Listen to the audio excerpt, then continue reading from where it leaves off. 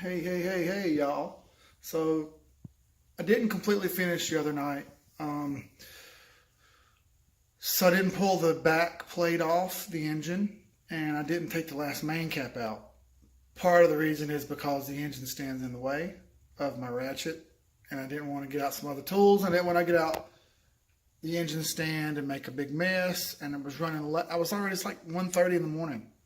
Dude, I was freaking tired by then. So I got minimal work left to do here. Let me flip the camera around. We'll show you real quick. Okay, so I took some of these bolts out, but I didn't take them all out. You can see a couple of them down there. So I'm going to get a ratchet together and we'll bust these last few bolts off. We'll pop this cover off. We'll take this crank out and I'll go over how to store it. And we'll look over one more time just to make sure everything looks good. We'll look at this last main because I can't see it with this cover on.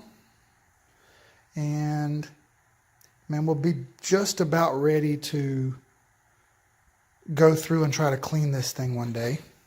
Well, not right now, but one day. All these galleys, these oil galleys where these studs and bolts go in will have to be cleaned out. You know, there's a nasty amount of mess sitting in the bottom of the valleys down there. This gunk, nasty shit. So all that's gonna come out. I want it fresh and clean, like Outcast. So anyway, let me get a wrench together real quick. I'm not gonna live stream this or anything. I'm just gonna take this off real quick. Not rocket science. Looks like I got about 6 bolts left to do. So be right back. Okay, y'all. Excuse me. Sorry. Back plate removed. As you see, it was here. I just took the stuff out and slid it back because there's not exactly enough room to get off yet. I'll take it all out in one piece, but I just pulled the main off and haven't touched it. I wanted everybody to see this without me touching it, just so you know. I don't mess with this stuff. I didn't do anything shady or fishy. There's some odd colors on it. But I gotta tell you, that thing is smooth as silk. It's not grooved or pitted. You remember from the last video. I'll link it up in the corner here. The last video where the pitting was on the lifters and on the cam, none of that is on this crank. Absolutely none at all. It looks 100% tits pretty. And here's this main. Let's flip it over here and have a look. I tell you, that already looks just as good as the other ones do. Give it a wipe. Yeah, look at that, man.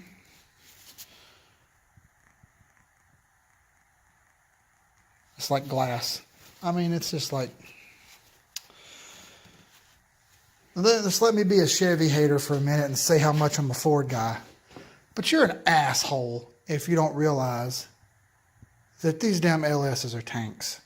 Dude, this thing clearly didn't have the oil change like it was supposed to, which is evidenced by these insanely gunked up bolts holding on the main caps. Look at that nasty shit, dude. Clearly, they didn't change the oil as they should have. So, all that being said, you beat the shit out of it, you make a work truck out of it, and it still looks like this. Like, come on, man.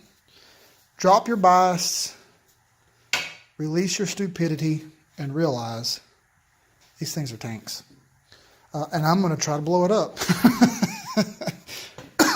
Like Sloppy Mechanics says, the first engine that you put in is supposed to just be your test engine anyway. So, as much as this will be a quote-unquote test engine, I'm still going to drive this thing and learn, drive it, race it, blow it up, break it, fix it, do it all over again. So we'll pull this crank out real quick and we'll take it in here on the bench and sit it down and clean it up a little, and then we'll spray it with some spray and we'll put it up. All right, y'all, got the crank out real quick before I put it up on the counter in there on the excuse me, on the table. There's a shot of these mains in the bottom. 5, 4, thrust bearing 3. That thing looks brand fucking new, y'all. 2 and 1.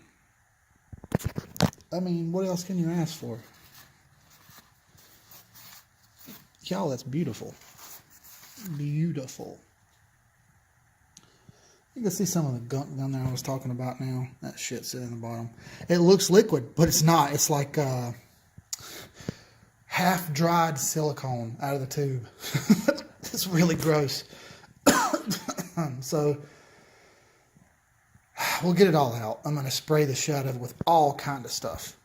Oh, one other thing I noticed. You can actually see the old crosshatch and how there is no crosshatch in these cylinders any longer. I'll kind of wipe that one out.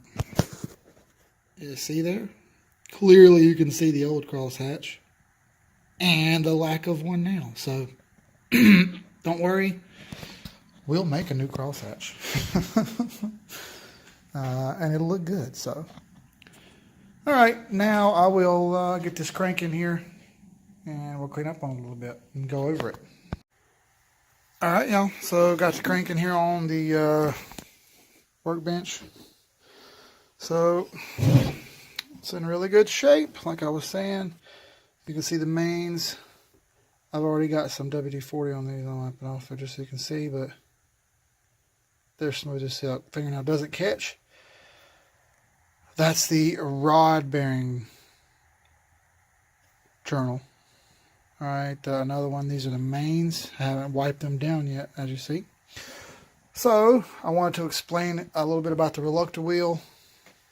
This is a 24 tooth. The difference between a 24 tooth and a 58 tooth, other than the obvious number, is this sprocket doesn't look really funky like this. On a 58 tooth, it looks like a regular sprocket. Like this, only with 58 teeth. It's pretty easily noticeable. You can change these. I ain't gonna. 24 is, from what I read, like I mentioned earlier, a little easier to tune. It seems to be a little bit more difficult with the 58. I don't know why. I haven't really looked into that. I'm just speaking. So I'm no expert. Remember that, y'all. I'm no fucking expert. These are our flywheel bolts. That's something else I didn't mention before is I have the 6.0 flex plate. Never have put it on. It just came with the car. So I have it. Whatever. Anyway, I'm going to wipe these down and try to knock some of the old crud off. I'm going to spray the whole thing with WD-40. Because in case you didn't know, WD-40 means water displacement. Formula 40. It's literally meant to keep water off. Or move water or displace water. So I don't want any water on this crank. I want it to be water free. That's about exactly what we need. For anyone who says WD-40 sucks, they've been in business about 100 years. So when you have a business that's been open 100 years, you can say, come at me, bro. Till then, shut the fuck up. You don't know what you're talking about. WD-40 works just fine. It's not penetrating oil. If you want penetrating oil, I have PB Blaster out there. Use it for what it's worth. All right. Well, I'm going to wipe this down, spray it with some WD-40. Then I'm going to take what I've got down right here. I'm going to wrap it up. I'll put some more paper towels over top of that, wrap it up, and I'm going to stand it up in a corner over here. Out of the way. Always store cranks standing up, not laying down. That's just the rule of thumb. So, be back here in a minute. Okay, so I've got a ridiculously heavy coat of WD-40 on this thing, and you can actually see that it's still floating in the air if you look closely at the camera there. One other neat thing about the way LS does their oiling system, these holes on the journals for the crank are angle drilled, so that when it picks up oil, you see that's drilled at an angle. It's actually pointing toward 4 o'clock. Oil picked up from here is actually rotated around in the pan and flows up through here and spits back out to this journal. It just repeats the process for every single one. It's specially drilled to go that way perfectly and line up back down here. and it just swaps and swaps and swaps and swaps. Really cool. Another thing about LSs, if you didn't know, you shall learn now. LS has oil at the top of the engine first. The oil pump pumps to the top of the valve train, and all the oil comes down from there, which accounts for the failure on the cam bearings that they are kind of notorious for having when you get low oil pressure. The oiling system's fine. It's just one of the slight flaws. It would be neat if it pumped both at the same time. Apparently there's a way you can make that happen. I've read online a little. I'm not all into spending $1,500 on machine work on a block that I'm going to blow up. That just seems stupid. So not going to do all that. I'm going to go through the oil pump and make sure it looks good. But it was already pumping oil. So just a little tidbit of information. Remember, the oil flows to the top of the engine first. When you reassemble, if you don't have oil coming up out of your push rods, oiling the top of your system, you have an issue and you need to figure it out. So anyway, I'm going to wrap this up. I've sprayed the shit out of it, like I said, with WD-40. I guarantee you no water's going to get on here and rust it. So exactly what we need. I've still got my crank bolt for the pulley in the crank there. Flywheel bolts are still on here. Wrap it up, stick it in the corner. We'll be good to go. All right, y'all.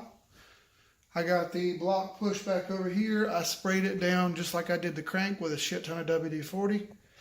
We are going to, like I mentioned, go through this thing. We're going to clean it, degrease it. I got a bunch of mean green, a bunch of Zep cleaner, which is just some gross random degreaser. Clean it the best we can. I got a wire wheels like crazy. We'll wire wheel it, knock almost all the rust off of it, make it look way better. If we find anything else we need to replace, we'll replace it. I got to looking at the crank position sensor. I think I'm going to go ahead and order new crank and cam position sensors. This way, even if these are good, I can take them off, put the new ones on, and have a backup.